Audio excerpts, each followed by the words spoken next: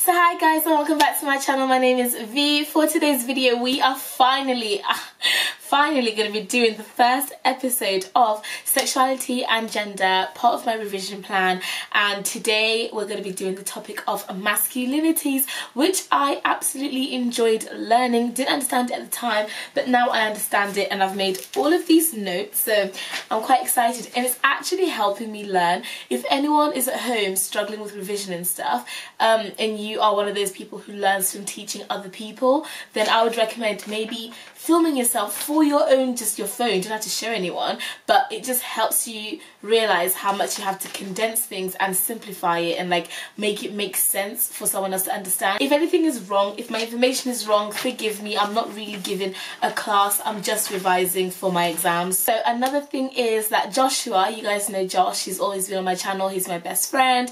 Josh has now graduated and he is doing some mentoring and tutoring, and I'd highly recommend if anyone's panicking about personal statements, needs that last minute help, or wants tutoring on economics and all that kind of stuff. He's really great, and he did philosophy, politics and economics at the University of Oxford, and he's graduated now. So while he's like having his gap year and traveling, he's also doing some tutoring on the side, so I'm going to link him in the box below as well, so please do check him out. Okay, so now let's actually get into the nitty-gritty of this topic. Like, I'm so excited. So for week one, we have the question, how can we account for the diversity of masculine ideals in antiquity? For me, before I even tried to understand like how can we account for the diversity of masculinities within the ancient world, I was like, what are the ideals? I wanted to explore the different types of masculinity. How is it different for each group of society within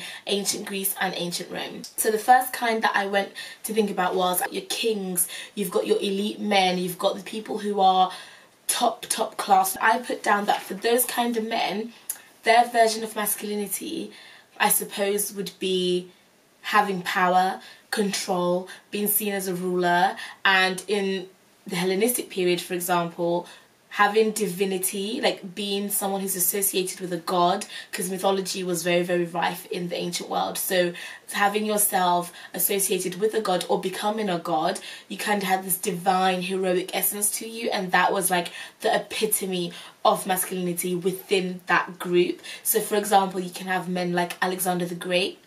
He was one of the most elite and masculine men of his time. He was the king of all kings, as it were.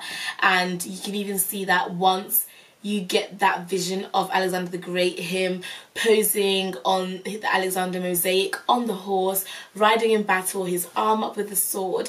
That is, for people of the Hellenistic period, the ultimate version of masculinity in that class. He is showing himself to be heroic, he's in battle, he is a king, he also looks divine, but he still looks elegant, but at the same time he's leading his people. So that can be a form of elite top masculinity. They carried that influential power, that assertion. He became the blueprint of what it meant to be a ruler, a king, and many of the people that came after him, like, they all followed that version of Alexander. So that was my first version of an ideal of masculinity for the elite. Then I moved on to talk about citizen men and politicians, and I was trying to say citizen men in that sense are still men of an upper class, but they're not necessarily in the ruling, I'm a king or I'm divine kind of place, but they are in the I have money, I'm an aristocrat, I have influence, I'm in politics, I have a seat in government, and I have power to make rules and influence policy as well. So those kind of men, their version of masculinity and their version of power comes from political autonomy. So having that power to be able to have a say in what happens in your city, to be able to democratically lead your people, your men, to organize society and kind of be at the top of that pecking order. That is a version of masculinity. For these men, their honor and their version of masculinity and their power comes from their intellect. So the fact that they are able to give speeches, to give talks, to lead, to be able to think democratically, to be able to kind of draw up policy, all that kind of stuff, that is where their masculinity masculinity comes from, and that is like the ultimate version of a man, a citizen man who takes part in what goes on within his city. So rather than being praised for their physical qualities, like the men at the top, those kings in battle, all that kind of stuff, these guys are kind of praised for their intellect and their ability to lead in a different sense. And I gave the example, like I highlighted everything in green that was like an example to put in the exam question, like this is evidence of this. So for this part I put the speech by Pericles in Thucydides, and I know that he was technically given a speech to rile up people to go to battle, but that's like such a ironic moment because he himself, because he's Pericles and he's a leading politician and he's standing there giving this speech, he is in the embodiment of his version of the ultimate masculinity in his world of politics and citizen men and whatnot. But then the people he's talking to, all of these men who belong to the city of Athens, he's talking to them and they are being riled up to be their version of masculinity, which is go to battle and fight. So it's kind of like a crazy moment to see that his intellectual masculinity is riling up the physical masculinity, but they're both still in their own rights the ultimate masculinity. Now we're starting to like dig into the varying versions and diversities of masculinity, and I think when I was doing this actual paper at the beginning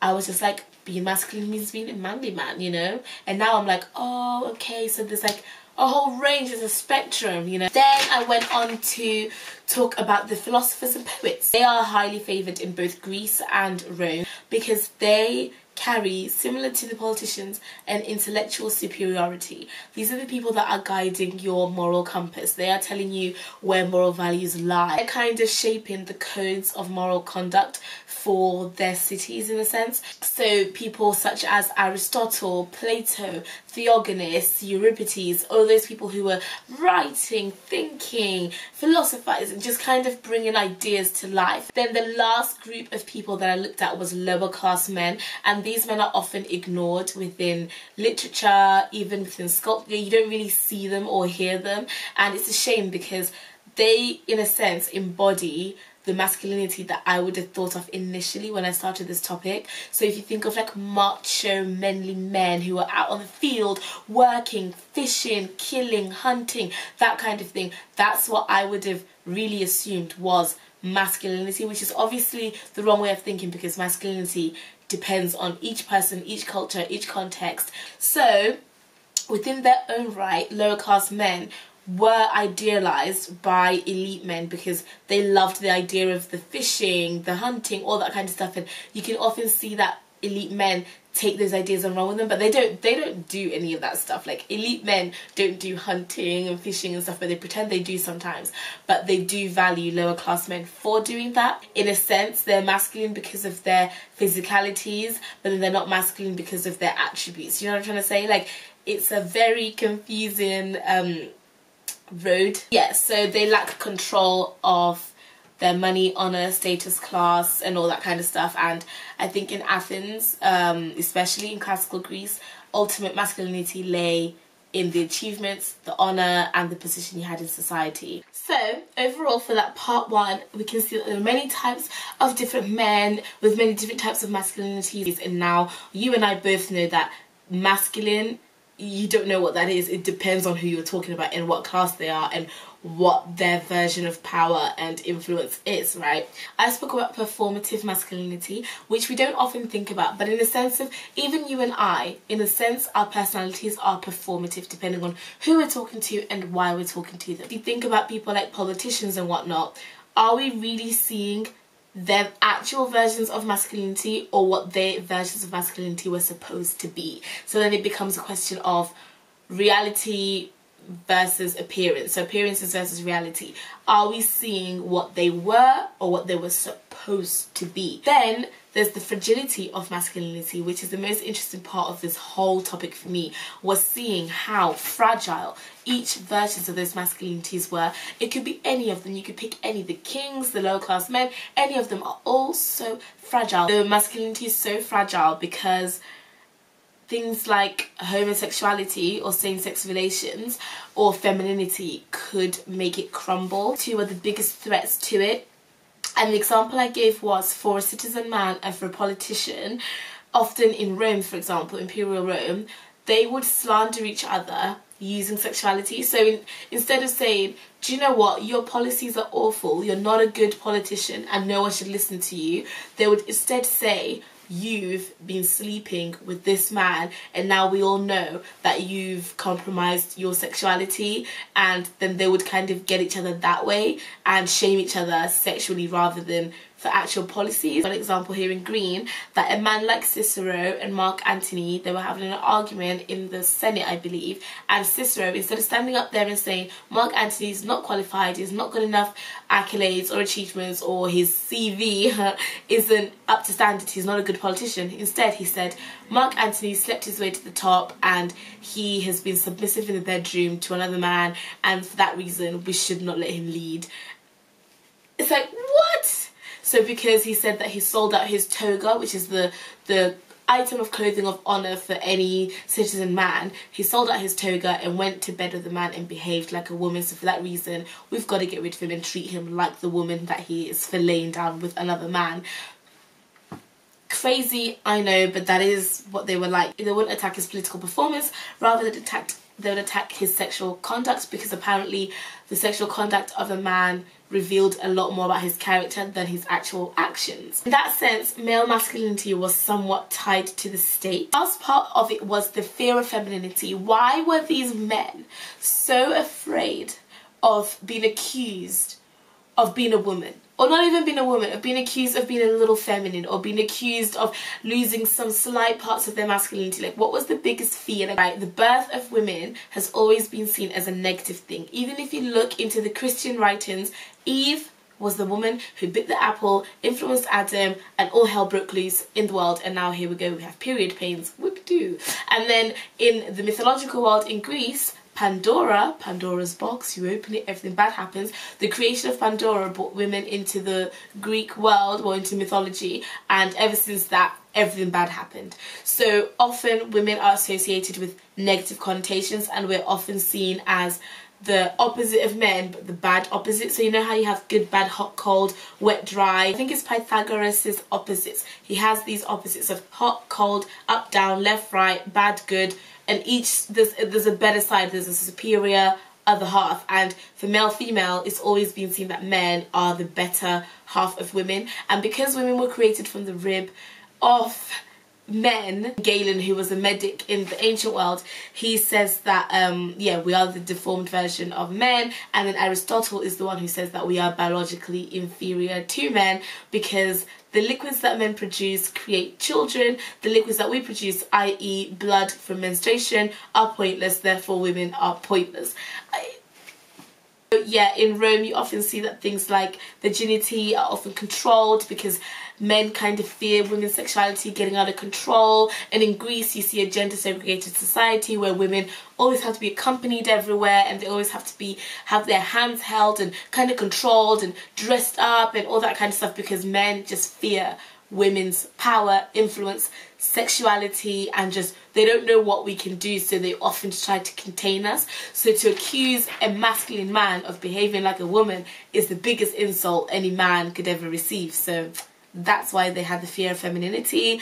And then I just concluded by saying that overall, to be the weakest link in the game of masculinity, you have to have a lack of self-control and an unruly body, because a lack of self-control and unruly body are associated with women, because we're emotional, irrational, we can't be controlled, and if you can't control yourself as a man, then you are seen as a weak link and you're not masculine. So masculinity is very dependent on the group and the people, and there are multiple versions of masculinity, and the term for all of that is called hegemonic, I can't say it, hegemonic or hegemonic, embodies all of that. The idea of multiple masculinities that vary across time, culture and place, and differ in both Greece and Rome. It also describes the dominant social position of men over women, and it's the idea that there are many means of masculinity being ranked, as if there were like hierarchies of masculinity. And the last thing that I did after going through my lecture, my notes, my essay,